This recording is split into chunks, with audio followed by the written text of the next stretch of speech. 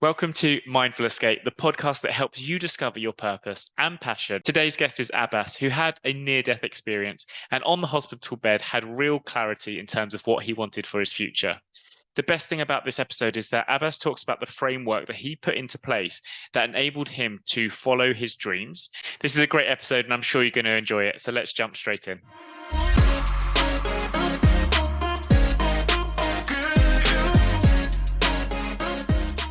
Abbas, thank you so much for coming on the Mindful Escape. Tell us a little bit about yourself. Thanks, Leighton, for the opportunity. Name is Abbas Jamie. I'm from Cape Town, South Africa, but I'm currently living on an island called Lombok in Indonesia. So I'm a civil engineer and a futurist as well. So I brought those two worlds together, and I've been doing futures advisory work in the corporate space, in government and academia. Amazing. Okay. So you haven't always been in Lombok. So tell us a little bit about your past and what triggered you to make the move.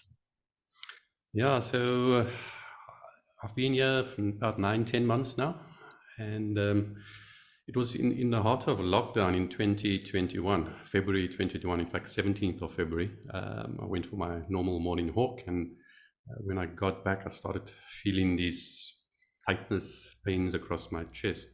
So I felt something wasn't right, and then the pain started getting worse. I called my wife. I said, "Like, something's not right. Let's get to the doctor."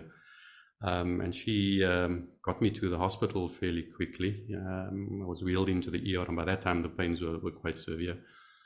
I was laying in the ER, and basically they told me I was having a heart attack.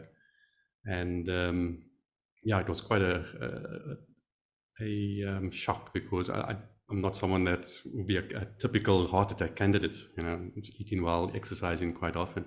But I think the buildup of just pressure of lockdown, of all those things, basically resulted in this heart attack. And so, I was laying in the ER unit for the whole day, because they just stabilized me when I got in. The hospital that I was taken to doesn't have a heart unit, so they needed to get me to another hospital, which is about 20-30 minutes away. They didn't think I'd make it. And so they gave me this injection called a clot buster, which basically turns your blood into water. And so it's quite a dangerous injection, but that stabilized me. And so I laid the whole day in ER, and I realized that, this is not a arm or a leg that you lose. And if you lose this, that's it. All your plans, visions that you had for your future is gone. And I basically made up my mind, laying in that ER unit, that I was going to change my life. And I knew it wasn't going to be a incremental change. It was going to be something dramatic. It was going to be a big change. And so after I got out, started looking at where I could settle. And after much research, we ended up on Lombok. So we've never been to Lombok, but we did the research. And 15 months after the heart attack, I boarded the plane with one bag containing everything I owned to move to an island that I've never visited before. So you were, sorry to interrupt, you were living in South Africa? Yeah, in Cape Town, South Africa. In Cape Town, cool. And so you're working, were you still working at home during lockdown, or what was the situation at the time? Yeah, so I was basically had a few big clients, including government and academia. So I was doing future strategy work for them, advising their senior leadership in those organizations. Okay. And you mentioned that you were pretty healthy. You went for your walks, you exercised, you ate well. Would you say that you were generally quite stressed with your work, or how were you feeling as a person? Yeah, I suppose I'm one of that people that's in denial. I've always told myself I'm living a balanced life. I never bring work home weekends or in evenings. But, the pressure in those big organizations just adds up. And when you're advising them, you're part of that world. And I think the buildup of that, plus just things happening in lockdown, I think we all experience, deaths around us, friends, family. And so I think it was a buildup of a couple of things that resulted in it. Mm-hmm. Yeah, okay. So you're working in this, let's say, corporate world. You're pretty efficient at what you're doing. You're living a fairly balanced life, let's say, and you have a heart attack, and you decide in that moment that you want to change your life.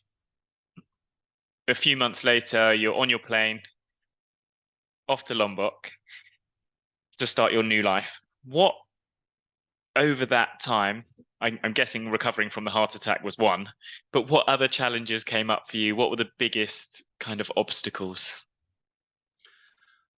Basically, after the heart attack, when I decided I was going to change, I put in place this framework, this futures framework of moving towards this alternate, different future, or your desired future. And that framework was basically guiding me. And so through that process, the framework keeps you focused on where you're going. And I left South Africa on 1 June 2022. In February of that year, the big client that I was working with in government, basically just stopped our contract for political reasons within the organization. We got caught up in that, and the contract was suddenly just stopped. So basically half of my year's income was just taken away. I was also going to continue work with the client even when I landed in Lombok. That disappeared. And so you sit with the situation, do you still get on this plane? And if I tell you how much money I had in my bank when I got on the plane, you'd say, are you crazy to move to a new country, with those resources? But again, because I had this framework that I was following, it kept me focused on what I needed to do, what was going to be important for my life and my future. And so, yeah, I think if I didn't have that, I would have been second guessing, whether I still needed to get on the plane or not.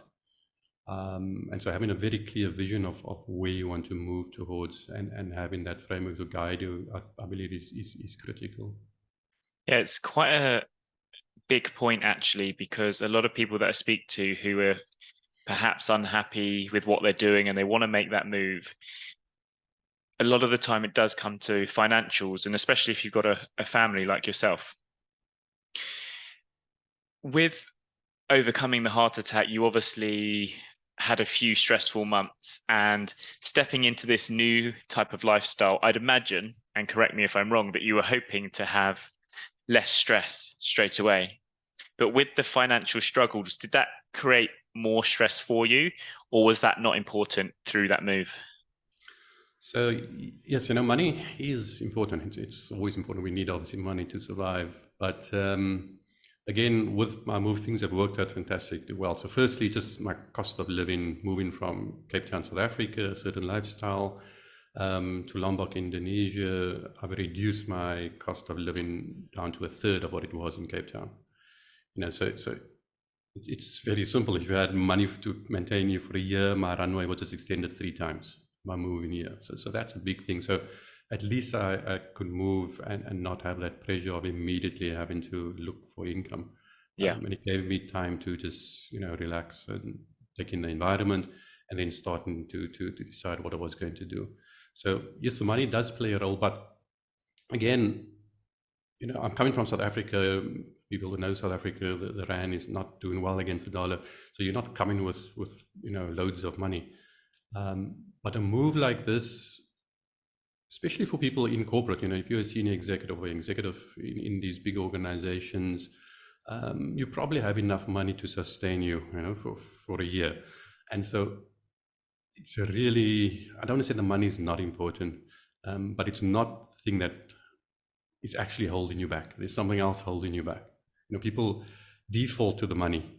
And there's a certain archetype, I deal with that in my framework. There's a certain archetype that will default to the money aspect and what are you going to be doing. And that's fine. Those are what we call the optimizers. Those are the people that want to make de-risk you. But ultimately a move like this is not about the money. It is about the mind shift change that takes place. Yeah. And it's really interesting about your framework. I wonder if you can tell us a little bit more about that, about the picture that you have in your mind, and is there something that could steer you away from that framework, or is the framework set up in a way that ensures that you stick to the path no matter what happens? Yeah, so the framework, I basically put together the framework using tools and methodologies from business strategy and future studies. And what it entails is the first part of it is just understanding yourself. So a lot of people have done personality tests.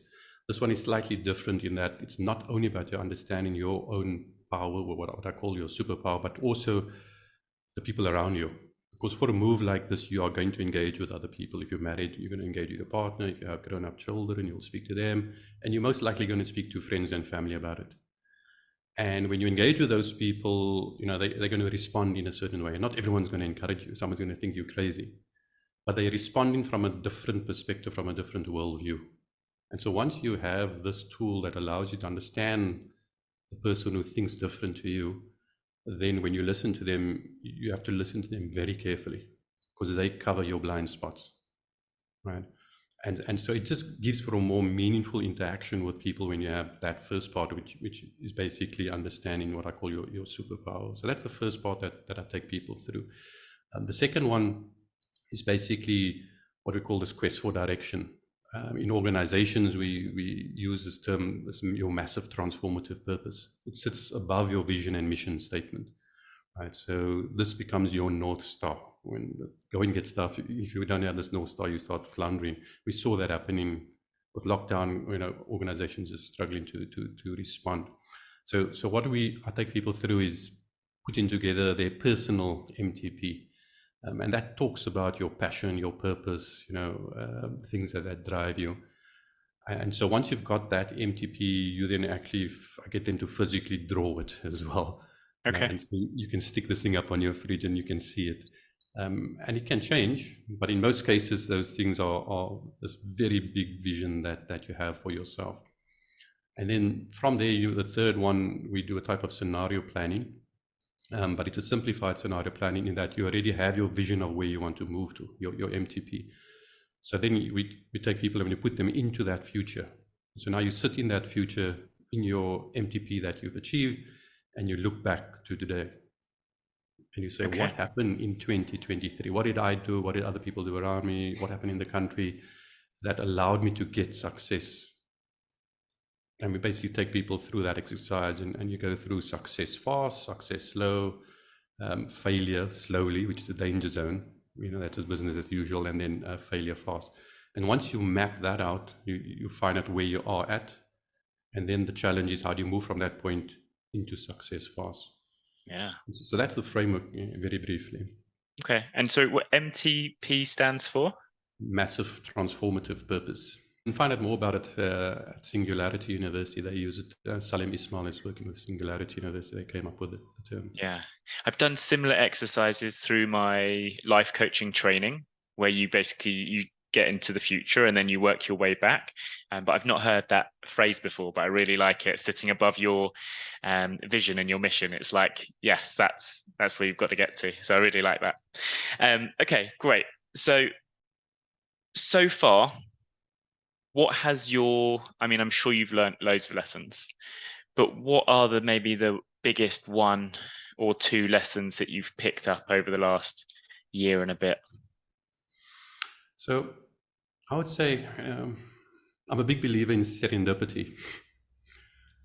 And some people will call it very fluff. But I'll give you an example. So my MTP that I came up with was around this journey of reconnection. Reconnection focused on three things: serenity, spirituality, and sustainability. So that was my MTP, my vision of where I wanted to move towards. And so I came with this MTP, landed in Lombok, 3rd of June, Saturday, 3rd of June. On the 5th of June, the National Minister of Tourism in Indonesia has been interviewed on CNBC, and he's talking about how they're going to attract tourists to Indonesia after the pandemic. And Bali is the big attraction, brings millions of people into Bali. And he says Bali is built around 3 S's: sun, sand, and sea. And he wants to change this because they want to attract different type of people into Indonesia. And he's got 3 new S's. And his 3 new S's are serenity, spirituality, and sustainability. And I'm like, what? It's how did these two worlds just align? Yeah. And it gave me this feeling of really being at home and that I'd made the right decision. And I just had this smile on my face. I couldn't believe what he had just said. And so I think for me, you put things out into the universe, and it might sound like I say airy-fairy. You put things out into the universe, energy into the universe, and then it's about following through with that. So I think that has been a big part of the lessons that I've learned in this move. Have you always had that mindset? Like thinking back maybe 5, 10 years, did you have that same philosophy on life? Yeah, so again, when I do the archetypes in my framework, I talk about the four archetypes, and the one that I am is this futurist. The futurists are the people that's going to Mars, right? And they're taking people to Mars with them. And so I've always been that person, this big dreamer coming up with big ideas, 2 steps ahead of everyone, and so yes, I suppose that sits in my archetype and it is sort of my superpower.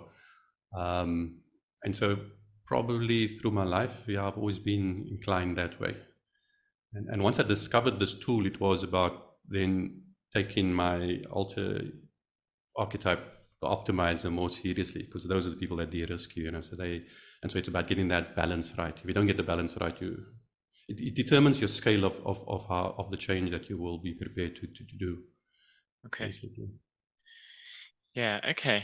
It's interesting. I think from my personal perspective, I came from a very practical world. And when I was working in my corporate job, talking about serendipity and things supposed to happen or things happen for a reason, I would always have this mentality of, no, you make your own luck. You just go out there and you get what you put the effort into, basically. Um, but as I've now left that world and I'm traveling around Asia and experience different ways of living, I am finding that I am leaning more into that and the visualization and the imagination and where you're putting your energy, and things do start happening for reasons that you can't explain, but it kind of all just starts to work out, which is amazing. Yeah, I think once you get to my age, you realize that the universe is a much better planner than you. Yeah, I've had great plans and they've just failed miserably, and you end up in places that, how did I end up here? And things come from spaces that you least expected. And yeah, so I've given up to that. I've now just following the path. Fair enough. Yeah, no, I think it's a fair point. And it's interesting because when I first started this podcast, I was thinking actually most of the people listening to this probably won't be that spiritual, but it's not true. I think more and more as I speak to people, they are open to this spirituality, this serenity, the serendipity, everything. It's yeah, really eye-opening. Yeah. So yeah, I think again, it's about getting that balance right. Yeah. So I'm not professing this thing of being a monk and selling everything that I had, but I did burn the boats in South Africa. I sold everything up, right? Burned the boats, but didn't burn the goods that came with the boats. Yeah. So I think that's important. But this concept of travel, you can look at prophets, philosophers. They've all gone on this journey of travel, this hero's journey. And it's not the destination, it's the actual journey that they're on, that where they get this enlightenment. And I'm not saying I'm enlightened, but for me, that's what it's about. It's this journey that I'm on. I've put myself into a completely different environment, not only from culture, but from, just lifestyle. I'm staying on an island and the area that we stay specifically, it's amongst villages. I'm not exposed to any advertising, billboards, fancy shops, nothing. There's no fancy suits, so you live in this world, and that's been phenomenal. The impact it has on your psyche, not being exposed to this advertising machinery, which is $1 billion industry globally. And so that when you start talking about living a simpler life, serenity, your physical environment does play quite a significant role. And I've seen that. Yeah. I when I was back in South Africa, I probably had 7-8 pairs of jeans in my cupboard, blue jeans, black jeans, slim fit, or you name it. I gave them all away. I came with one jeans here. And the 9 months that I've been here, if I've worn it 2 hours, it's a lot. Yeah. Yeah, that's great. Was there any point along this journey where you found things a little bit difficult and there was this little voice in your head that maybe said, do you know what, it'll be just so much easier if I just go back to South Africa and get a good job, high paying job, and that would be a much easier decision? No. The short answer, no. And I'll tell you why. I'll tell you why. So in 2010, I took on quite a big project. It was during the World Cup, right? Where we hired out the whole convention center for the whole month of the World Cup. And that was an event we were going to host there, and it failed miserably. And I got wiped out financially. And so that was the first correction for me. Because we talk about things that are important. What are the things that are important to your family, friends? And so when those physical things get taken away, how do you then react to that? And so I had to build myself up from 2010. And then we enter COVID pandemic. People are dying around me. Young people are dying around me. And then I have a heart attack. And it's like, okay, at what point are you actually going to listen now, right? Yeah. So I really see my heart attack as what I call my falling upward moment. Okay. It's this point where you move from building your vessel of life to filling your vessel. And the guy, Richard Rohr wrote the book Falling Upwards, and he says that he actually goes as far as saying that you can't design that fall. You can't design the move from filling from building your vessel to filling your vessel. You actually need to fall. Because in that falling, you then view that new world in a very different perspective. And that's what I experienced with the heart attack. You get to that point, that low point where you realize, what are you doing? Yeah, it's actually quite scary when you think about it like that it requires something so big for you to be able to make that leap, and that we can't make a conscious decision before that point to live I guess it's a life that fits in more to our true values. Yeah. Would you agree with that? Absolutely. And I think, and that's my mission now. My mission now is just to spread that message to as many people as possible, to say, don't wait for that heart attack. Yeah. Don't wait for that. Reevaluate your life, and that's where these futures tools and things come in, because when you tear down the veils that you've put up, and you look at it honestly, and you look at yourself honestly in the mirror, you come to that realization that this overconsumption that we're part of, that lifestyle, it's just crazy, and that rat race that we are in. And so what is that alternative future that you can then design for yourself? Yeah.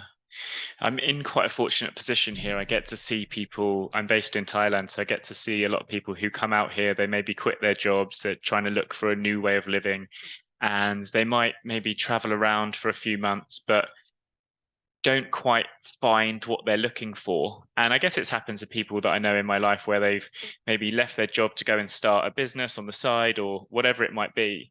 And they've not got to that point where they're quite happy with their new lifestyle. So they've given up and gone back.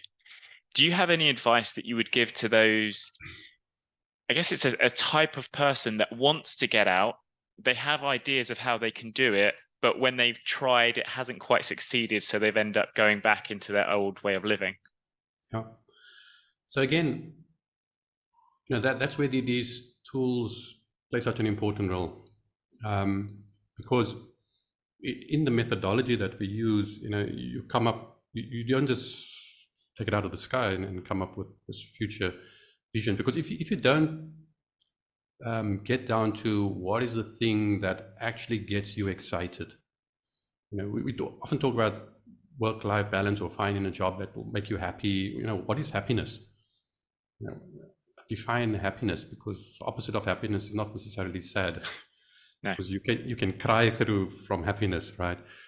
And so for me, it is this concept that Tim Ferriss also talks about excitement. That's what brings you happiness, excitement. And so if you can put together a future framework that speaks to the thing that gets you excited, then you don't get bored wherever you find yourself, right? And so it is very important to go on that journey or follow a framework. If you're just going to pack your stuff and go to a country, you feel like you're on holiday, yeah, you probably get bored after, especially if you come from a corporate world. Mm-hmm. And so it's very important that if you're moving out of an environment like corporate or these big organizations, you know you need to unpack what is your passion, what are things that get you excited, then build your future around those things. But you can do it in a way that is still a simpler life. And so I'm speaking to people right now who are sitting in corporate, very good at their job and they're fantastic, delivering, but they're saying it's just not exciting anymore. Right? And so they're speaking to me about saying, okay, so how do they make this move? And they're speaking to colleagues, but they're sitting in a place where they're financially well off, from a business perspective, doing well, but just not happy. And there's something saying they're looking for something else. Yeah, a lot of the people I speak to, if you were to put it on paper, you would expect them to be happy, right? With what they've got, their job, the material things in their life. You would say, okay, yeah, of course you're happy. You've got all of that. And when you speak like as yourself, speaking to these people and you find out, well, actually, they're not truly happy. One of the things that they sometimes struggle with, and I actually struggled it with myself as well, is understanding what I was passionate about, what I liked, what I didn't like, because I didn't really have the time to think about that. Is there anything that you can suggest to people who are so consumed with work, life, family, fitting everything in that they haven't got time to think for themselves and figure out what they truly love? Anything you would suggest? So I actually have to deal with this quite often, or had to deal with it quite often when I was advising corporate. So I tell people, if you're sitting in a senior position in any of these large organizations, whether it's government, academia, or corporate, you should be thinking about the future, right? And when I say future, I'm not talking 12 months future, I'm talking 5, 10, 15 years future. And so I'll give them this ratio of saying 50, 30, 20. 50% of your time focus on the stuff that you need to get done now. 30% on your annual target, your 12-month target. And then 20% on that distant future, 5, 10, 15 years. And they all say, yeah, that sounds reasonable. And I say, well, do you realize that 20% is 4 days a month? Are you spending 4 days a month thinking about that distant future? Because if you're not doing that, someone else is thinking about that future. And that's when you get disrupted. And so you take that into your personal life and you say, okay, so now you're not a corporate, this is your personal life you're talking about. How much time are you actually using spending about the future, thinking about the future?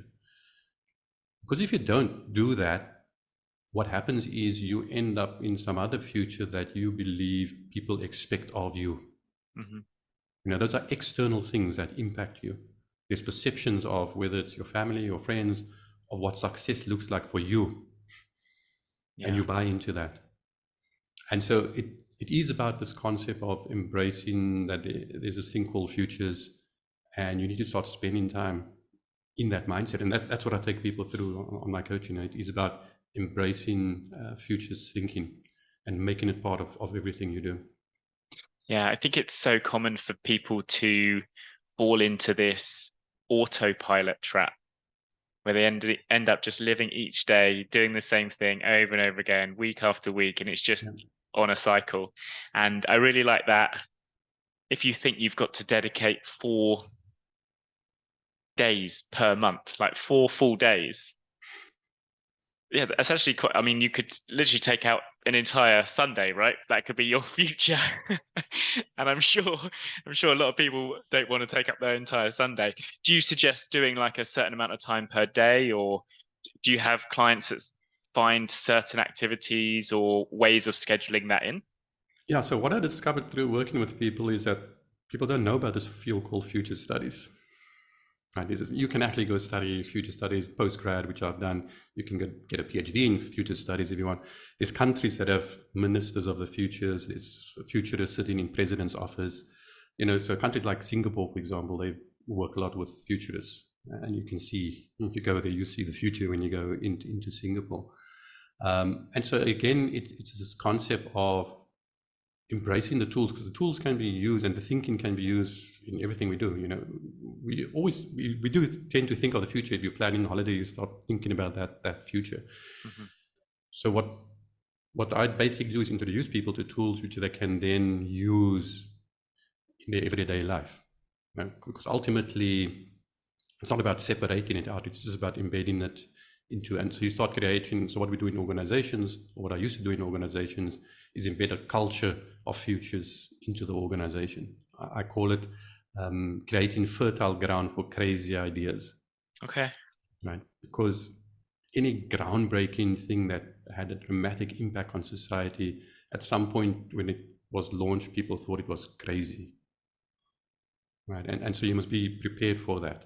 And so in an organization, we say we create fertile ground for crazy ideas. And so when you work with individuals, it's the same. Your mind must be open to this crazy idea of going to sit on an island. Yeah. Yeah, that's so good. Before we finish up, I just had one more question for you. If you were to give your younger self one piece of advice, let's say about 6-7 years ago, what would it be? So definitely it would be spend time on building your own dreams, right? Because lots of people will pay you a lot of money, give you bonuses for building their dreams. And you've got to believe in yourself and believe that if you're going to spend energy and effort, spend it on building your own dreams. And so getting clear on what your future vision is, what your dreams are, and then betting on yourself. Brilliant. That's amazing. Thank you, Abbas. Thanks so much for coming on. Thanks, man. And there we have it. Thank you so much for listening. I hope you enjoyed this episode. The biggest takeaway for me was about having this MTP, this massive transformative purpose, this North Star that you're aiming for. And no matter what comes up along the way, the obstacles, the challenges, you know where you need to get to. And it's just finding your path. For those of you that want to find out more about MTP, obviously you can look it up online, or you can find Abbas over on LinkedIn. His full name is Abbas Jamie. And if you enjoy this episode, make sure you share it, like it, and we'll see you again, same time next week.